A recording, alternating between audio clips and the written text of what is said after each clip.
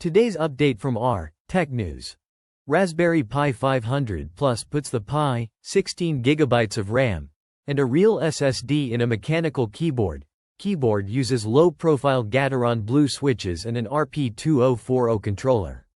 Here's a quick summary. The Raspberry Pi 500 Plus is an upgraded version of the Raspberry Pi computer, designed for general-purpose use with enhanced features such as 16GB of RAM, a 256GB NVMe SSD, and a more sophisticated keyboard with mechanical switches and RGB LEDs.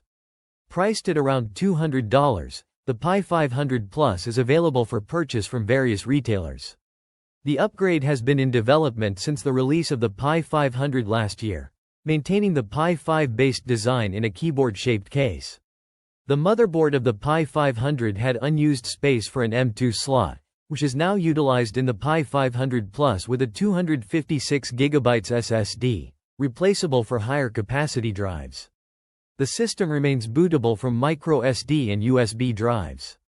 Raspberry Pi CEO Eben Upton highlighted these improvements in a blog post, emphasizing the enhanced performance and functionality of the Pi 500 Plus.